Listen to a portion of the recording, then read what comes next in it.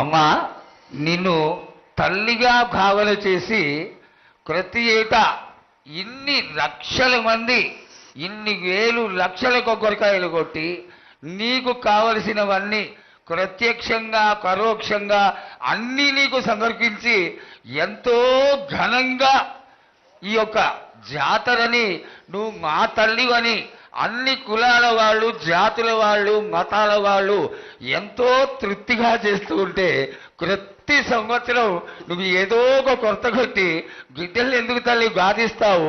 ఆ విధంగా బాధించకుండా నువ్వు మాలో చేరి మేము నీకు ఎల్లవేళలా నీ యొక్క భక్తి శ్రద్ధలతో ఈనాడు భక్తి లోకించి కాశీగిడ్డలు, చిన్న పిల్లలు, కాలేజీలో చదువుకుంటున్నటువంటి విద్యార్థులు వీళ్ళందరూ నాశనం అవుతున్నారు. వీళ్ళందరినీ నువ్వు చల్లటి చూపుతో చూసి వాళ్ళందరినీ ఆశీర్వదిస్తావని, ఆశీర్వదించడానికి ఏం పూజలు చేయాలో చెక్కు తల్లి, వాటిని తప్పకుండా చేసుకుంటాం. నా బిడ్డలనందరినీ నేను కడుపులో పెట్టి నేను కాపాడుకుంటున్నాను బాలక్క.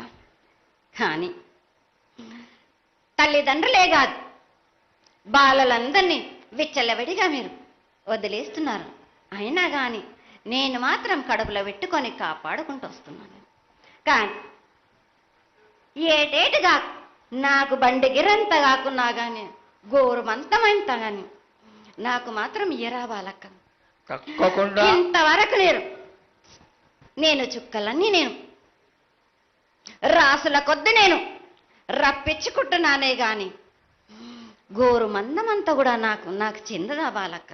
అమ్మా, ఎంత చుక్కలు వచ్చినా గాని మీరు అరగించినా గాని నా కడుపులో పెట్టుకొని నేను కాపాడుతున్నా. నా పూజలన్నీ నాకు సక్రమంగా జరిపించాలి.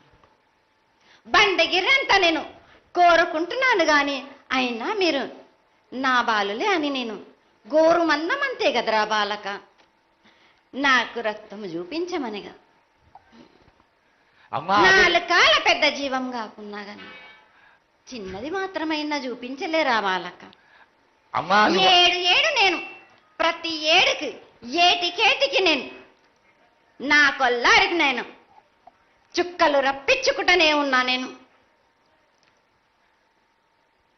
ఇంతవరకు కూడా నాకు చూపించడలే, మీరు అరగించడానికే కదరా బాలక.